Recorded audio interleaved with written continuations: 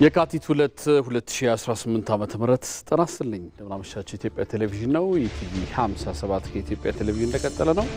ዋና ዋና ጉዳዮችን ላስታውቃችሁ።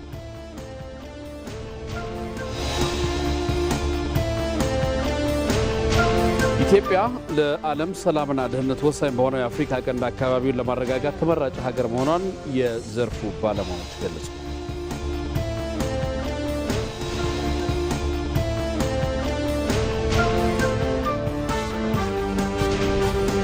የኢትዮጵያ የባህር በር ጥያቄ ዲፕሎማሲያዊ መንገድን ተከትሎ ሊመለስ የሚገባው የህልውና ጉዳይ መሆኑ ተጠቆመ።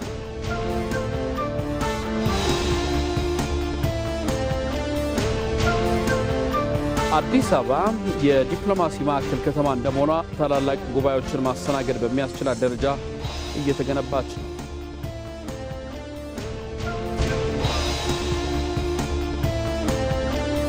ኤዲኦ የኒውካስል ዩናይትድ ስራቸውን ሊለቁ እንደሚችሉ ተናገሩ። ከስፖርት እንመለከተዋለን።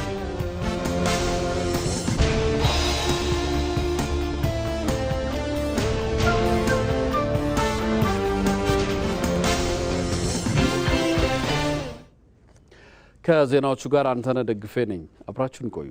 ኢትዮጵያ ብሮድካስቲንግ ኮርፖሬሽን ሰባተኛውን ጠቅላላ ምርጫ አሳታፊና በእውቀት ላይ የተመሰረተ ለማድረግ ሀገራዊ ኃላፊነቱን ለመወጣት አስፈላጊውን ዝግጅት አድርጓል።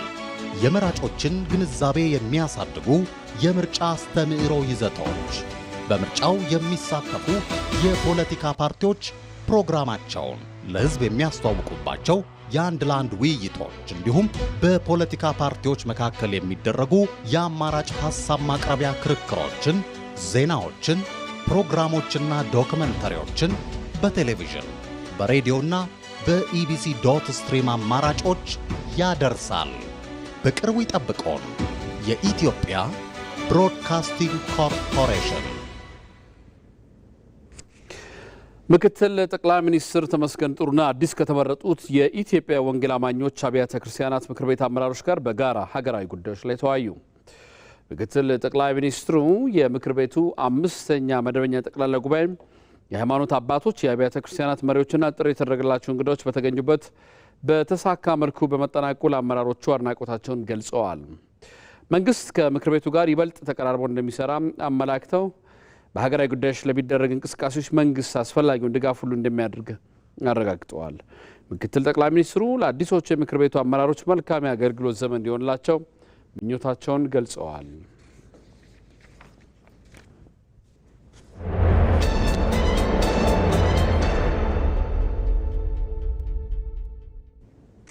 በአጀንዳ ወደምናየው ጉዳይ እናመራለን። ኢትዮጵያ ለዓለም ሰላምና ደህንነት ወሳኝ በሆነው የአፍሪካ ቀንድ አካባቢውን ለማረጋጋት ተመራጭ ሀገር መሆኗን የዘርፉ ባለሙያዎች ገለጹ። ለዚህም ሁለንተናዊ አቅም ማሳደግ ያስፈልጋል ተብሏል። አዝመራ ሞሴ ተጨማሪ አለው። ዓለም ላለፉት ዓመታት ስትመራበት የነበረው ሊበራል የዲፕሎማሲ ስርዓት እየተናጋ ነው። ባለብዙ ወገን ተቋማት ተዳክመው ሀገራዊ ጥቅምን ያስቀደሙ ብቸኛ ግፊቶች አይለዋል። ዓለም አቀፋዊነት እየቀነሰ ግላዊነት እየፈረጠመ ነው። ዓለማችን ዛሬ ካለችበት የጂኦፖለቲካዊ ውጥረት በስተጀርባ ረዥም የታሪክ ጉዞ አለ። ከሁለተኛው የዓለም ጦርነት ማክተም በኋላ የጀመረው የሀያላን መንገዳገድ ዛሬ አዲስ መልክ ይዞ ብቅ ብሏል። የአሜሪካ ብቸኛ ልዕለ ሀያልነት ዘመን አክትሞ ዓለም ወደ ብዙ ዋልታነት እየተሸጋገረች ነው። አዲሱ የዓለም አሰላለፍ መነሻው እንደ አውሮፓውያን አቆጣጠር በ1945 ነው። ሁለተኛው የዓለም ጦርነት ሲያበቃ ዓለም በሁለት ጎራ ተከፈለች። በዋሽንግተን የሚመራው ካፒታሊዝም እና በሞስኮ የሚመራው ሶሻሊዝም የቀዝቃዛው ጦርነት በሚል መጠሪያ ለ45 ዓመታት የዓለምን ዕጣ ፈንታ ወሰኑ። እንደ አውሮፓውያን አቆጣጠር በ1991 የሶሻሊስት ህብረት መፈራረስ ግን ዓለምን ወደ አንድ ዋልታ ቀየራት። አሜሪካ ብቸኛ የዓለም ፖሊሲና የኢኮኖሚ መሪ በመሆን ለሁለት አስርተ ዓመታት ዘለቀች። ሆኖም ይህ የበላይነት ዘላቂ ሊሆን አልቻለም። የ21ኛው ክፍለ ዘመን መባቻ አዳዲስ ሀያላን ይዞ መጣ። የቻይና አስገራሚ ኢኮኖሚ እድገት፣ የሩሲያ ዳግም ማንሰራራትና የህንድ ተጽዕኖ ፈጣሪነት አሜሪካን ማዕከል ያደረገውን የዓለም ስርዓት መጋፋት ጀመረ። በተለይም ከ20 ዓመት በፊት የተመሰረተው የብሪክስ ጥምረት የምዕራባውያንን በዓለም ባንክና በዓለም አቀፍ የገንዘብ ድርጅት የነበራቸውን የበላይነት የሚገዳደር አማራጭ ሆኖ ተነሳ። ዛሬ ዓለም በዩክሬን በመካከለኛው ምስራቅና በደቡብ ቻይና ባህር በሚታዩ ውጥረቶች ወደ አዲስ የኃይል ሚዛን እየተሸጋገረችም ነው። አንዳንዶቹ ለአሜሪካ ኒዮ ሊበራል ኦርደርን አለመገዛት እነ ቻይና፣ ኢንድ፣ ራሽያ ሌሎቹ ተባብሮ ብራዚልና ደቡብ አፍሪካን ጨምሮ ብሪክስን ማቋቋም ጀመሩ።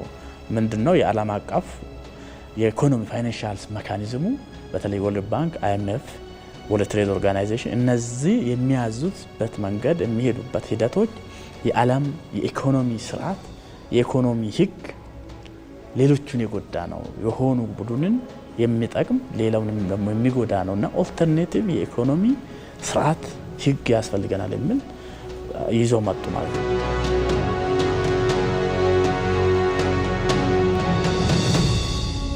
በዚህ ታሪካዊ ሽግግር ውስጥ ኢትዮጵያ የብሪክስ አባል ሆና ተቀላቀለች። ይህ አጋርነት ለኢትዮጵያ የገበያ አማራጭን ከማስፋት ባለፈ በዓለም አቀፍ ጉዳዮች ላይ የራሷን ድምፅ እንድታሰማ እድል የሚሰጥም ነው። የፖለቲካ ተንታኞች እንደሚሉት ኢትዮጵያ በአፍሪካ ቀንድ ያላት ስልታዊ ቦታ ለብሪክስ ሀገራት ትልቅ ትርጉም ያለው ነው። ኢትዮጵያ በዚህ ለዓለም ሴኩሪቲ በጣም ወሳኝ የሆነ ኮሪደር ላይ አንከር ሆና መሀል ላይ ያለች ይህን ሪስፖንሲቢሊቲ አካባቢውን ለመረጋጋት ሪስፖንሲቢሊቲ ቢሰጣት በቀላሉ መወጣት የምትችል ሀገር ናት። በአዲሱ የዓለም አስተላለፍ በሀገራት መካከል ያለው ግንኙነት በህግጋት ሳይሆን በአቅም ላይ የተመሰረተ ስለመሆኑ ማሳያዎቹ ብዙ ናቸው። ይህ ብቻ አይደለም፣ ዓለም ወደ ቀጥተኛ የጥቅም ፖለቲካም እየተመለሰችም ነው። እናም ኢትዮጵያ በዚህ ወታደራዊ ፖለቲካዊና ኢኮኖሚያዊ ሽግግር ውስጥ የራሷን ጥቅም የምታስከብርበት የተጠና መንገድ ላይ ናት። ጠንካራ ሁነ ከተገኘህ በአካባቢህ ላይ የማረጋጋት ሚና እንድትወጣ ቀኝ እጃቸውን ሊሰጡህ ይችላሉ። የትኛውም ታላቅ ሀገር ኦኬ ጓሄድ አካባቢህን አረጋጋ ሊሉህ ይችላሉ። ስለዚህ ያለምንም ችግር አካባቢህ ላይ የምትፈልገው ሚና መጫወት ትችላለህ ማለት ነው። ጠንካራ ኢኮኖሚ፣ ጠንካራ ሚሊትሪ፣ የተረጋጋ ሀገር፣ እነዚህ ነገሮች ካሉህ አካባቢህ ላይ በጎ ተጽዕኖ መፍጠር የምትችልበት እድል አሁን ከባለፈው የተሻለ ነው። ምክንያቱም አሜሪካም ወደ ራሷ ጉዳይ የማተኮር አውሮፓም ወደ ራሱ ጉዳይ የማተኮር እየሄዱ ስለሆነ ቀጠናህ ላይ አንተ የተሻለ የመጫወት እድል ይሰጣል። በዚህ ያለየለት አስተላለፍ ውስጥ ዓለም አቀፍ ተቋማት ሚናቸው ተዳክሟል። ዓለም አቀፍ ድጋፎችና እርዳታዎችም በማንኛውም ጊዜ በለጋሽ ሀገራት ፍላጎት ሊቋረጥ ወይንም ሊቀንስ እንደሚችል ማስረጃዎች እየወጡ ነው። ይህ በመሆኑም የኢኮኖሚ ሉዓላዊነትን ያላረጋገጠ ሀገር የማይወጣው ፈተና ውስጥ መግባቱ ግልጽ ነው። ኢትዮጵያ ይህንን የአስተላለፍ ለውጥ አስቀድማ በመገንዘብ የኢኮኖሚ ሉዓላዊነት ላይ ትኩረት አድርጋለች። ለዚህም የተጀመረው የማክሮ ኢኮኖሚ ማሻሻያ ዓላማው አንድ ነው። በሌሎች ፖሊሲና እርዳታ ላይ ጥገኛ የሆነን ኢኮኖሚ ወደ ራስ መተማመኛ ኢኮኖሚ መቀየር። የኢኮኖሚ ነፃነት ዛሬ የኢትዮጵያ የህልውና ጉዳይ ነው። ኢትዮጵያ ስንዴ አሁን ወደ ውጭ የምትልክ ሀገር ነች። ከውጭ የምታስገባውን ሙሉ በሙሉ አስቀርታለች በስንዴ። ያም ማለት በሀገር ውስጥ ያለ የስንዴ ፍላጎቷን በራሷ አቅም መሸፈን ትችላለች ማለት ነው። ስንዴ እንደምታውቀው በከፍተኛ ሁኔታ ከውጭ የሚመጣ ነው። እስከ $2 ቢሊዮን በዓመት ይወጣበት የነበረ የውጭ ንግድ አካል ነው። ስንዴ በዋነኛነት የሚመጣው ከዩክሬንና ራሻ ነው። እንደምታውቀው ዩክሬንና ራሻ ጦርነቱ ሲወድቁ በዓለም አቀፍ ደረጃ የስንዴ ዋጋ በከፍተኛ ሁኔታ የጨመረበት አንዱ የዓለም እንግዲህ ኢኮኖሚ የተገማች የሆነበት ምክንያት በዚህ የስንዴ መተላለፊያ መዘጋትን በከፍተኛ ሁኔታ በጨመረበት ሁኔታ የስንዴ እጥረት ኢኮኖሚያችንን በከፍተኛ ሁኔታ ይጎዳው ነበር። ማህበራዊና ፖለቲካዊ ቀውስም በሀገራችን ሊያስከትል ይችል የነበረበት እድል ማየት ይቻላል። ስለዚህ በስንዴ መንግስት በከፍተኛ ሁኔታ በኩታ ገጠም ግብርና በስንዴ የፈጠረው አቅም በምግብ ሉዓላዊነትን በማረጋገጥ ደረጃ በቀላሉ የማይታይ አቅም ፈጥሯል። ኢትዮጵያ ባለፉት ጥቂት ዓመታት በስንዴ ልማት ያስመዘገበችው ውጤትና ራስን በምግብ የመቻል እንቅስቃሴ በምግብ እርዳታ ስም በሌሎች እጅ ላለመውደቅ የተደረገ ትልቅ ቅድመ ዝግጅት ነው። ላብነትም በ2018 ግማሽ ዓመት ብቻ መስኖን ሳይጨምር አጠቃላይ የስንዴ ምርት 126 ሚሊዮን ኩንታል ተሻግሯል። ይህ ቁጥር ከ6 ዓመት በፊት በዓመት ከሚገኘው አጠቃላይ የስንዴ ምርት ብልጫ ያለው ነው። ይህ ኢትዮጵያ ከስንዴ ልመና ወጣ የኢኮኖሚ ነፃነቷን እያረጋገጠች ስለመሆኑ አንዱ አስረጅ ነው።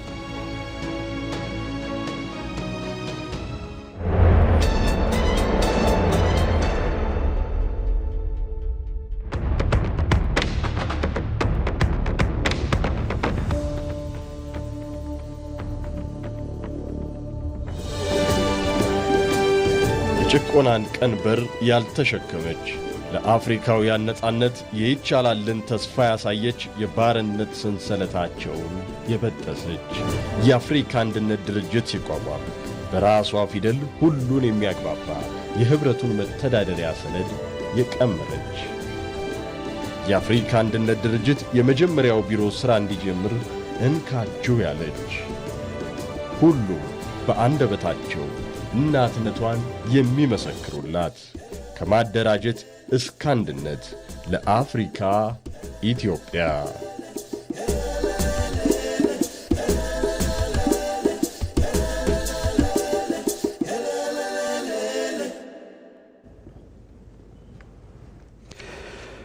አዲስ አበባ 47 ኪሎ ሜትሮችን በሚሸፍነው የወንዝ ዳር ልማት ስራ ገጽታዋ ተቀይሯል። ስራው ወንዞችን ከነበሩበት ከፍተኛ ብክለት ከማውጣት ባለፈ የከተማዋን ውበት የገለጠ ሆኗል። ወደ አዲስ አበባ የሚመጡ እንግዶችን በወንዝ ዳር ልማት ፕሮጀክቱ አዳዲስ የመዝናኛ አማራጭም ተፈጥሮላቸዋል። ተከታዩ የማህሌት ታደለ ዘገባ የወንዝ ዳር ልማት ስራው ምን አካቷል የሚለውን ያስቃኘናል።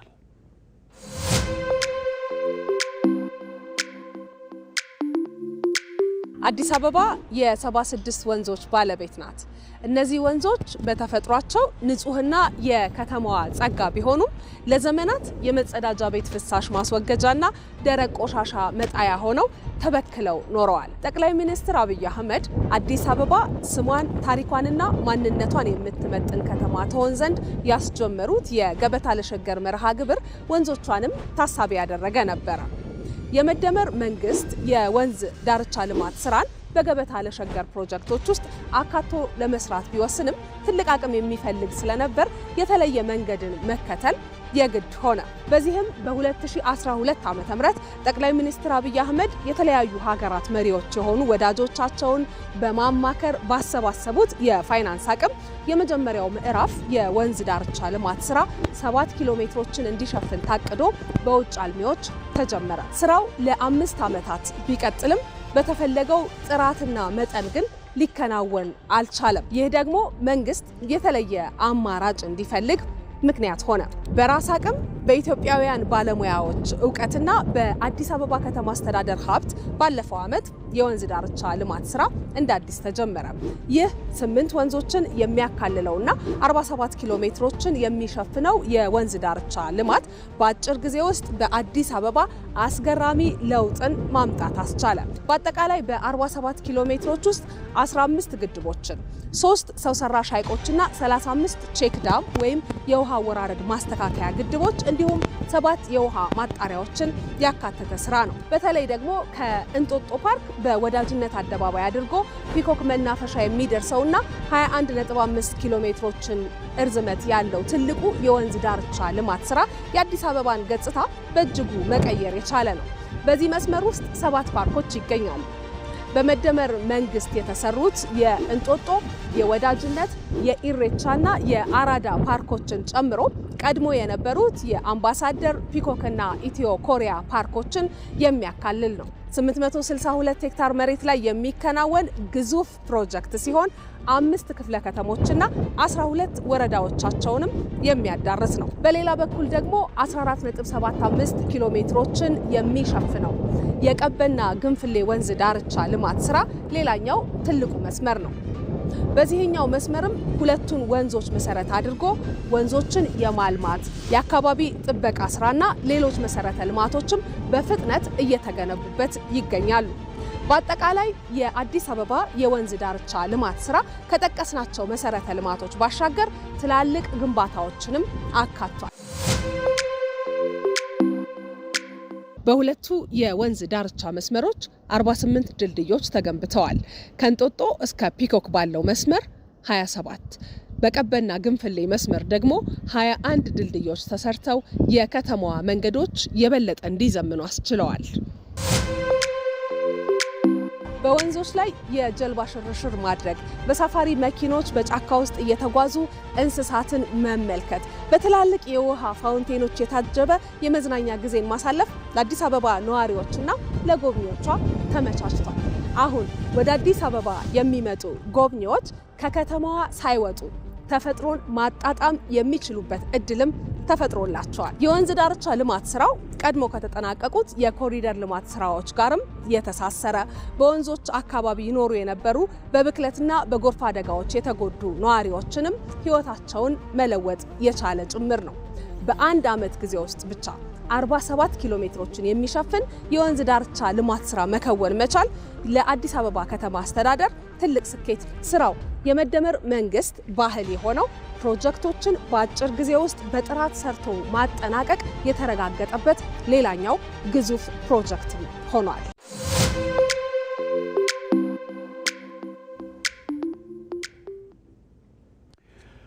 በአዲስ አበባ የተከናወኑ የወንዝ ዳርቻ ልማት ፕሮጀክቶች አዲስ አበባ የአፍሪካ የብልጽግና ተምሳሌት መሆኑን የሚያሳይ ነው። እነዚህ የወንዝ ዳር ልማት ፕሮጀክቶች አፍሪካን በራስ አቅም ማከናወናቸው የአፍሪካን ችግሮች በራሳቸው አቅም መስራት እንደሚችሉ ማሳያዎች ናቸው። በዚህ ጉዳይ ላይ ሪፖርተራችን ወይንሸት ደጀኔ ጊዮን አካባቢ ከሚገኘው የወንዝ ዳርቻ ልማት በቀጥታ መስመራችን ላይ ትገኛለች። ወይንሸት እንዴት አመሸሽ? እንዴት አምሽታል አንተ ነህ? ደህና ይመስገን። የወንዝ ዳር ልማት ፕሮጀክቶች እንግዲህ አፍሪካውያን በራስ አቅም መስራት እንደሚችሉ ማሳያ እንደሆነ እያነሳን ነበረ። አንቺም ያለሽበት ጊዮን አካባቢ ላይ እንዲሁ ደግሞ ከአፍሪካ ህብረት ጋር ትስስር ያለበት አካባቢ ነው የጊዮን ሆቴል አመሰራረትና ያ አካባቢ ደግሞ ዛሬ በወንዝ ዳርቻ ልማት የተለየ ገጽታ ተላብሷልና እስቲ ዛ ላይ ያለሽን ምልከታ አጋሪ። አመሰግናለሁ አንተና። እንዴት አምሽታችኋል ተመልካቾቻችን? የምገኘው ጊዮን ወንዝ ዳርቻ ልማት ፕሮጀክት አካባቢ ላይ ነው። እንደምትመለከቱት ባለፉት ጊዜያት በአዲስ አበባ በተከናወኑ የኮሪደር ልማትና የወንዝ ዳርቻ ልማት ፕሮጀክቶች ማለት ነው ይህንን የመሰለ የወንዝ ዳርቻ ልማትና ሌሎች 75 የወንዝ ዳርቻ ልማት ፕሮጀክቶች ተከናውነዋል ማለት ነው። በአጠቃላይ እነዚህ የወንዝ ዳርቻ ልማት ፕሮጀክቶቹ 47 ኪሎ ሜትርን የሚሸፍኑ ናቸው። እንደሚታወቀው በየአመቱ በዚህ ወቅት አዲስ አበባ በሳይረን ድምጽ እንዲሁም ደግሞ በባንዲራዎች ታሸበርቃለች። ምክንያቱ ደግሞ የአፍሪካ ህብረት መሪዎች ጉባኤ ይካሄዳል። ሊካሄድም ቀን ነው የቀረው ማለት ይቻላል። ከዚህም ባለፈ የአፍሪካ ህብረት መሪዎች ጉባኤ ወደ አዲስ አበባ ልኡኮቻቸውን ይዘው እየተመሙ ይገኛሉ ማለት ነው። የዘንድሮን የአፍሪካ ህብረት መሪዎች ጉባኤ ምን ለየት ያደርገዋል የሚለውን እንመልከት። ለየት ከሚያደርጉት አንዱ ምክንያት ደግሞ እንደምትመለከቱት አዲስ አበባ ከአፍሪካ ህብረትና ከህብረቱ ራዕይ ጋር የሚጣጣም የአረንጓዴ ኢኮኖሚ ልማትን እያከናወነች ትገኛለች ማለት ነው። ባለፉት ጊዜያት እንግዲህ ባለፉት 5 ዓመታት በዓለም አቀፍ አልሚዎች ነበረ እነዚህ 76 የወንዝ ዳርቻ ልማት ፕሮጀክቶች ሲከናወኑ የነበረው። ነገር ግን በሚፈልገው ርቀት ልክ ባለመሄዱ ምክንያት በሀገር በቀል አልሚዎች እንዲከናወኑ ተደርጓል። ይህም እንግዲህ አሁን ላይ ተጠናቆ 47 ኪሎ ሜትርን የሚሸፍን የወንዝ ዳርቻ ልማት ፕሮጀክት ሆኗል ማለት ነው።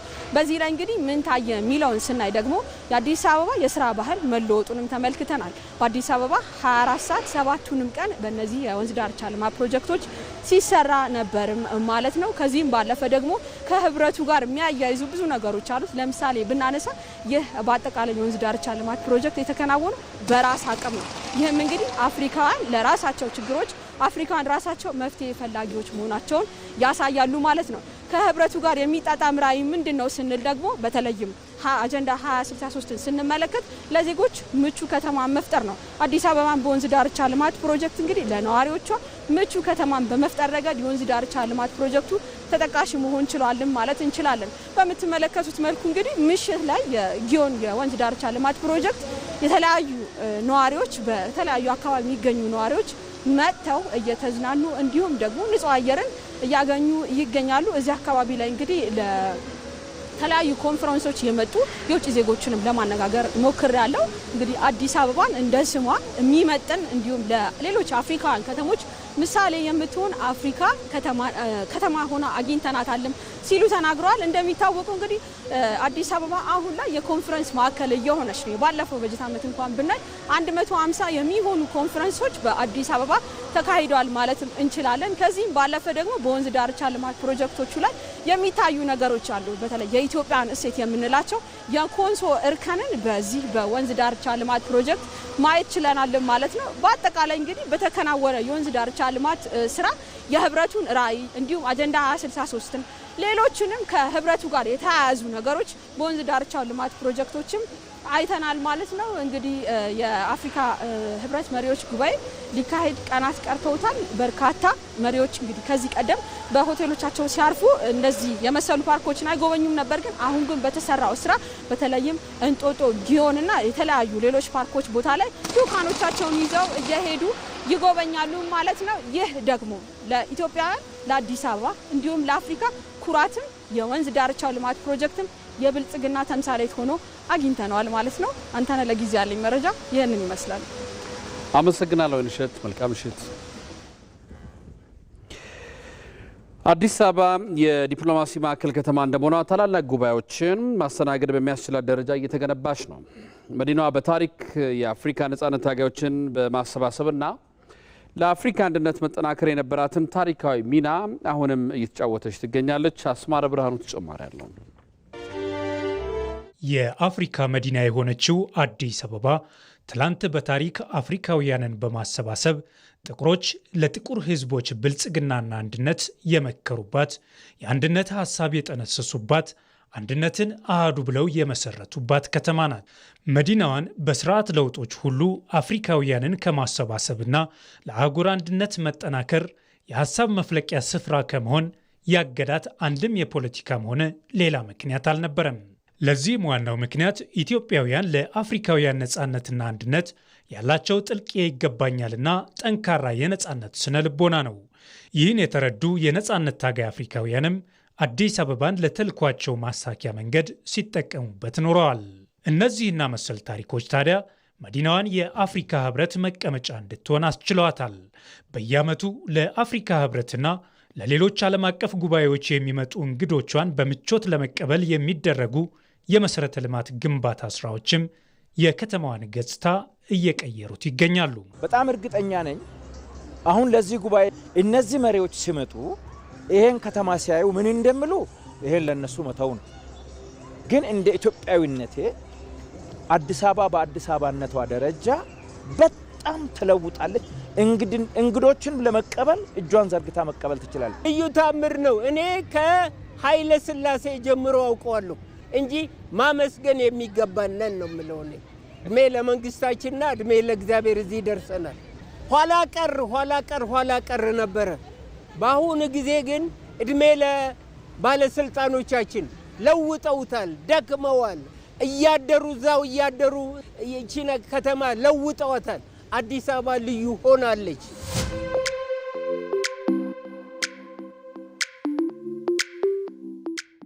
ከጄኔቫና ከኒውዮርክ ቀጥሎ ሶስተኛዋ የዲፕሎማቲክ ማዕከል የሆነችው አዲስ አበባ 39ኛውን የአፍሪካ የመሪዎች ጉባኤ ለማስተናገድም መሰረተ ልማቶችን በማሟላት ረገድ ከፍተኛ ስራን ሰርታለች። በተለይ ከቦሌ አየር ማረፊያ ተነስተው ወደ ማረፊያ ሆቴሎቻቸውና ወደ አፍሪካ ህብረት የመሰብሰቢያ አዳራሽ የሚወስዱ አማራጭ መንገዶች በተገቢው መንገድ ተሟልተዋል ማለት ይቻላል።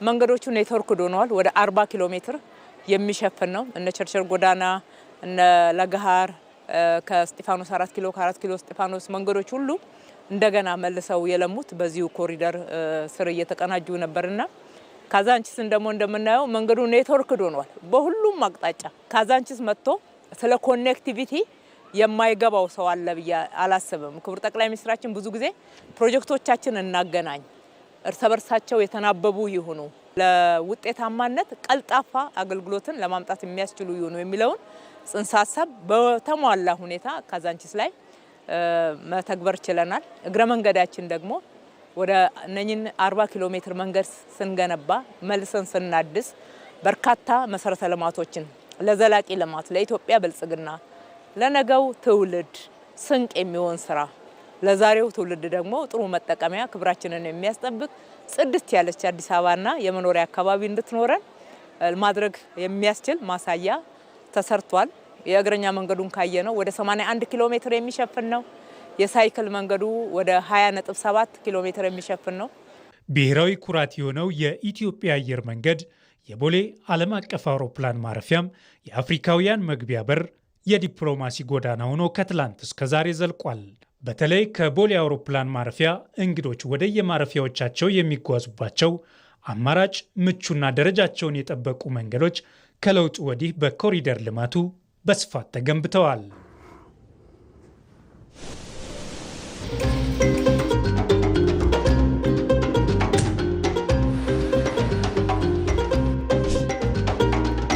ኢትዮጵያ የአህጉሪቱ የኃይል ማማና የዲጂታል ፈጠራ ማዕከል ሆናለች። በብርሃን ብቻ አይደለም፣ በአርቲፊሻል ኢንተለጀንስ ነገ በአፍሪካ ለሚገነባው የብልጽግና ጉዞም ግንባር ቀደም ማሳያ ሆናለች። አዲስ አበባ ስሟን መስላለች።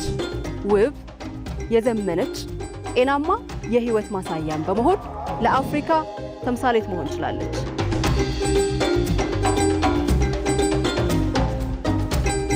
አዲስ አበባ የአፍሪካውያን መሰብሰቢያ ብቻ አይደለችም። የነፃነት፣ የፈጠራ እንዲሁም ደግሞ የጋራ መኖሪያ ቤትም ጭምር ናት።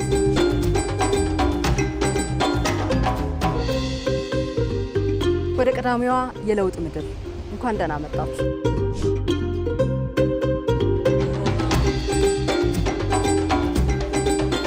In this new era, we cannot speak in fragments. We must speak as one.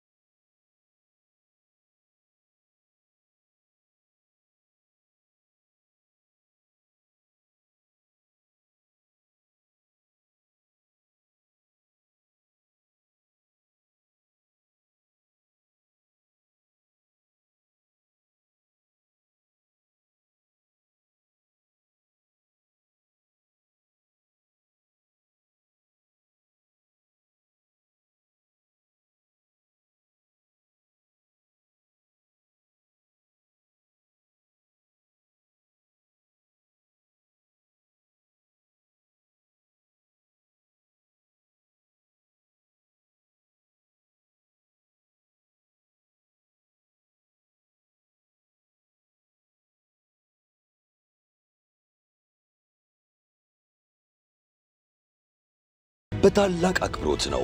ኢትዮጵያ ንግድ ባንክ ስለመረጡ እናመሰግናለን። የእርሱ እርካታ የባንካችን ስኬት ነው። የምንጊዜም ተቀዳሚ ምርጫው ስላደረጉን ምስጋናችን የላቀ ነው።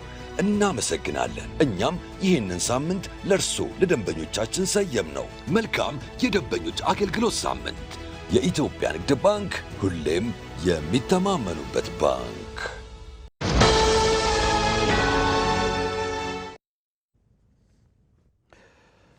ከኢትዮጵያ ቴሌቪዥን ኢቲቪ 57 ይቀጥላል። እየተከታተላችሁን ስለሆነ እናመሰግናለን።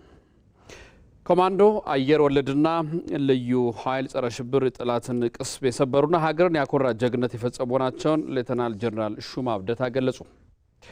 የልዩ ዘመቻዎች እዝ 65ኛ ዓመት የምስረታ በዓሉን በተለያዩ ዝግጅቶች ያከብራል።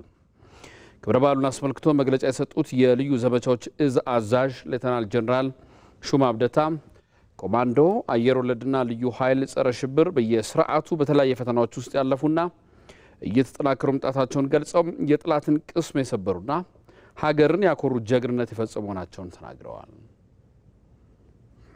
በየስርዓቱ አንዳንድ ጊዜ የመፍረስ አደጋ ይገጥመዋል። አንዳንድ ጊዜ ደግሞ እየተጠናከረ ከስርዓቱ ጋር በየጊዜ እየወረደ እየቆመ እየተነሳ ደግሞ አቅሙን እየጨመረም አየር ወለድን ይዞ የኮማንዶ ኃይላችንን ይዞ የልዩ ኃይልና ጸረ ሽብርን ይዞ ከዛ አልፎ ደግሞ የራሱ የኢዙ የሆነውን ጠንካራ መሰልጠኛ ማዕከልን አደራጅቶ አንድ የአየር ወለድ መዝለል ያለበት በሳይንስና ጥበብ የተቀመጠ ከፍታ አለ። ግን ደግሞ ወገን ኃይል ከበባ ውስጥ ነው ያለ። ዝቅ ካለ አውሮፕላኑ የሚመታበት ሁኔታ ከፍተኛ ነው። በጣም ከፍ ካለ ደግሞ ጠላት ውስጥ ነው የምትወርቀው። ግን ይህንን ሁሉ ተቋቁሞ ከማይፈቀድ ከፍታ ዘሎ ወገን ደራሽ ሆኖ ከከበባ ያወጡበትና ሁኔታ ቀያሪ ነው የምንለው እነዚህ ሁኔታዎችን በማየት ነው። ኢትዮጵያ ድንበር ተሻጋሪ የሆኑ ግዳጆችን በመፈጸም አኩሪ ታሪክ ያላት መሆኑን ያነሱት ሌተናል ጀነራሉ የልዩ ዘመቻዎች ሰርጎ ገቦችና ሽብርተኞችን ተከታትሎ በመደምሰስና ሴራቸውን ቀድሞ በማክሸፍ ከውስጥም ከውጭ የሚቃጡ ጥቃቶችን በመከላከል ረገድ ሁኔታ ቀያሪ እዝ መሆኑን አብራርተዋል። የማይበገር ጽናት፣ የማይታጠፍ ማንነት በሚል መሪ ቃል የሚከበረው የምስረታ በዓሉ እዙ ባለፉት 6 አስርት ዓመታት ያስመዘገባቸውን ድሎች በመዘከር የሀገርን ሰላም በማስከበር ረገድ የነበረውን ጀግንነትና ወኔ ለአሁኑ ትውልድ ለተተኪዎቹ እንዲያወርስ በማድረግ የሚከበር መሆኑን ሌተናል ጀነራል ሹማ አብደታ በመግለጫቸው ላይ አስታውቀዋል። ተሻግሬን የመጣ ነው የ65 ዓመት ጉዞ ከኛ በፊት የነበሩም አሁን ያለውም ያንን ሲኢል ነው ይዘው መጥቶ እየተናበበ ድሉን እየደመረ መጣውና በዓላችን የመክበራችን ዓላማም ትልቁ አንዱ ይሄንን የነበረውን ጀግንነት ህሊው ወኔ ሁኔታ ቀያሪነታችን ለትውልድ ደግሞ ይሄንን እናስተላልፈው በዚህ መድረክ አድርገን ትውልድ ከኛው ላይ ያሉ ልጆች ይወቁት። ምን ታሪክ ነበረ? 65 ዓመት ጉዞ ምንድነው የገጠሙን? እንዴት ነው ያለፍናቸው? ለምንድነው እንጀግንነቱን ይዘን እዚህ የደረስነው የሚለውን ነገር ትውልድ እንዲያውቅ ለማድረግ ነው። የልዩ ዘመቻዎች 65ኛ ዓመት ምስረታ በዓል የካቲት 15 2018 ዓ.ም በሐዋሳ ስቴዲየም ለየት ባሉ ዝግጅቶች እንደሚከበርም ተገልጿል። በኢትዮጵያ የመጀመሪያውን ሰው አልባ ፖሊስ አገልግሎት ወይም ስማርት ፖሊስ አገልግሎት መጀመሩን ጠቅላይ ሚኒስትር አብይ አህመድ ገለጹ። በዚህ አገልግሎት ዜጎች የፖሊስ አገልግሎትን በተሻለ ፍጥነትና በቴክኖሎጂ ታግዘው እንዲያገኙ ያስችላል ያሉት ጠቅላይ ሚኒስትሩ አገልግሎቱ ለፖሊስ ፈጣን እርምጃ ለመውሰድ የሚያስችለውና የወንጀል መከላከል ስራውን የሚያቀላጥፍ እንደሆነም አንስተዋል። የዚህ አገልግሎት መጀመር በዲጂታል ኢትዮጵያ 2030 የህግ አስከባሪ አካላት ብቁና ተወዳዳሪ እንዲሆኑ የተጀመረው የሪፎርም ስራን ውጤታማነት እንደሚያሳድግም ጠቅላይ ሚኒስትር አብይ አህመድ አስታውቀዋል።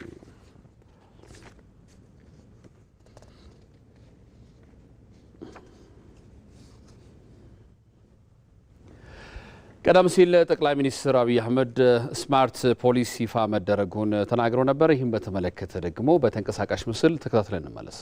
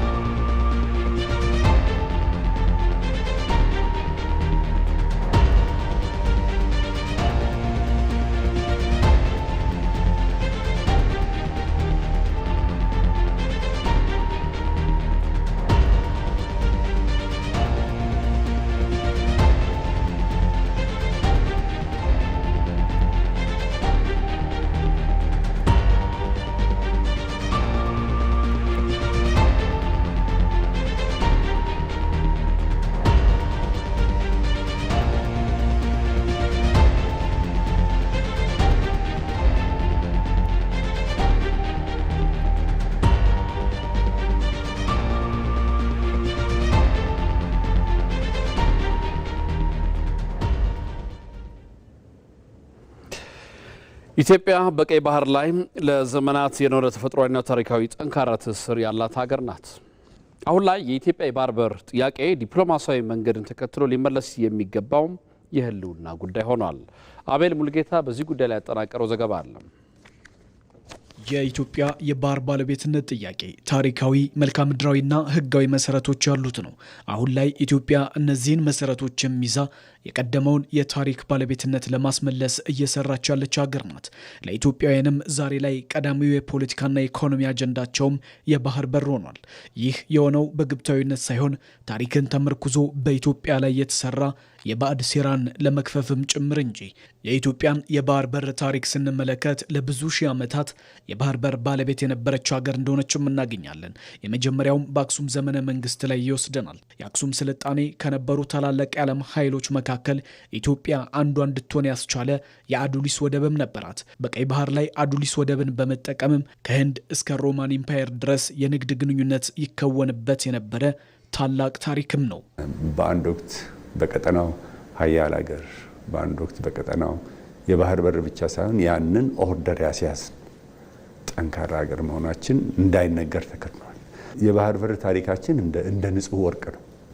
ታድለናል። አሁን ይህንን በድፍረት ለመናገር ብሎም አቧራውን እየቦረሹ ለማንሳትና እንዲያንጸባርቅ ለማድረግ ጊዜ መጥቷል። በመካከለኛው ዘመን ደግሞ ምንም እንኳን የባህር ዳርቻዎች በተለያዩ ጊዜያት በባዕዳን ወራሪዎች ማለትም በኦቶማን ቱርክና ግብጽ ቢያዙም የኢትዮጵያ ነገስታት የባህር ነጋሽ የሚል ማዕረግ ያለው መኮንን በመሾም አካባቢውን ያስተዳድሩ እንደነበረም ታሪክ ያስረዳል። በኋላም በጣሊያን ወረራ ኤርትራ ተይዛ ብትቆይም ከሁለተኛው የዓለም ጦርነት መጠናቀቅ በኋላ የጣሊያን ፋሽስት ከመላው ኢትዮጵያ ሲወገድም ኤርትራ ከኢትዮጵያ ጋር በፌዴሬሽን በፈረንጆቹ 1952 ተቀላቀለች። ከዛ ጊዜ ጀምሮ በኋላም ሙሉ በሙሉ ስትዋሃድ ኢትዮጵያ የአሰብና የምጽዋ ወደቦች ባለቤት መሆንም ቻለች። ሌላው ኢትዮጵያና ቀይ ባህር ተፈጥሯዊ ግንኙነት ያላቸው፣ ኢትዮጵያም በቀይ ባህር ላይ ተፈጥሯዊ መብት ያላት ሀገርም ናት። ተፈጥሯዊ መብቷ የሚመነጨው ደግሞ የኢትዮጵያ ስትራቴጂካዊ መገኛ ስፍራና አቀማመጥ እንዲሁም ካላት ህዝብ ብዛት አንጻርም የሚታይ ነው። መልክዓ ምድራዊ ቅርበቷ ከባህሩ 60 ኪሎ ሜትር ያልበለጠ ርቀት ላይም ትገኛለች። ኢትዮጵያ የባህር አክሰስ አይገባትም ብሎ የሚያምን ሰው ተፈጥሯዊ ህግ የሳተ ይመስለኛል። ሰው ይወለዳል፣ ያድጋል፣ ያረጃል፣ ይሞታል። ይሄ ተፈጥሮ ነው። ቀይ ባህርና ኢትዮጵያም እንደዚሁ ናቸው። በሆነ ጊዜ ማርጀት በሆነ ጊዜ መድከም ቢኖርም ቀይ ባህርና ኢትዮጵያ ለዘላለሙ ተነጣጥለው መኖር አይችሉም። በቀይ ባህርና በኤደን ባህረ ሰላጤ አቅራቢያ የምትገኝ ሀገር ሆና ያለ ነገር ግን የባህር በር የሌላት ሀገር መሆኗ ከዜጎቹ አልፎ ፍትህ ለሚገባቸውም የሚያስቆጭም ተግባር ነው። ከ130 ሚሊዮን በላይ ህዝብ ያላት ሀገር ያለ ባህር በር መኖሯ ለኢኮኖሚ እድገትና ለብሔራዊ ደህንነቷ ትልቅ እንቅፋት እየሆነባት ያለች ሀገር አድርጓታል ኢትዮጵያን። የኢትዮጵያ ፍላጎትም የባህር በር ጥያቄም በዲፕሎማሲያዊ መንገድ እንዲሆን ብቻ ነው። ትልልቅ የልማት ፕሮጀክቶች ላይ ድርሻዎችን በማጋራት የተመሰረተ ወይም የሊዝ አሊያም የባለቤትነት ስምምነት እንዲኖር ለማድረግም በኢትዮጵያ በኩል ጽኑ ፍላጎትም አለ። የኢትዮጵያ የባህር በር ጥያቄ የህልውና ጉዳይም ሆኗል። አሁን ላይ ይህን ጉዳይ መቀበል የጊዜ ጉዳይ ካልሆነ በቀር የግድ ይመስለኛል። እኛም ብንፈልግ አንችልም፣ ሰርቫይቭ ማድረግ አንችልም። በዛኛው ወገን በሌላ ወገን ያሉትም የሚቸገሩ ይመስለኛል። ለምሳሌ እኛ ከኛ የሚሄደውን ውሃ ወደ ኤርትራ ተከዜ ይሄዳል ብንከለክል፣ ወደ ሶማሌ ሸበሌ ይሄዳል ብንከለክል፣ ኦሞ ኬንያ ይሄዳል ብንከለክል፣ ባሮ ሳውት ሱዳን ይሄዳል ብንከለክል፣ አባይ ሱዳን ብንከለክል ይሆናል? ተፈጥሯዊ አይደለም አይደል? ትክክል አይደለም። ይሄ ልክ እንደሱ ማለት ነው። የኢትዮጵያ የባህር በር ጥያቄም በዓለም አቀፍ ሕጎች ማዕቀፍ ጭምር የሚደገፍም ነው። የተባበሩት መንግስታት ድርጅት የባህር ሕግም የባህር በር የሌላቸው ሀገራት ወደ ባህር የመድረስና የባህር ሀብቶችን የመጠቀም መብት እንዳላቸውም ይደነግጋል። እንዲሁም የጋራ ተጠቃሚነትንም ይደግፋል። በታሪክ የነበራትን የባህር ኃይልና የንግድ መስመር መልሶ ለማግኘት የሚደረገው ጥረት ከጎረቤት ሀገራት ጋርም በሰላምና በጋራ ጥቅም ፍላጎት ላይ ተመስርቶ ሊከናወን የሚገባውም ተግባር ሆኗል። በመጨረሻ ኤዲ ሆው የኒውካስል ዩናይትድ ስራቸው ሊለቁ እንደሚችሉ ተናገረም።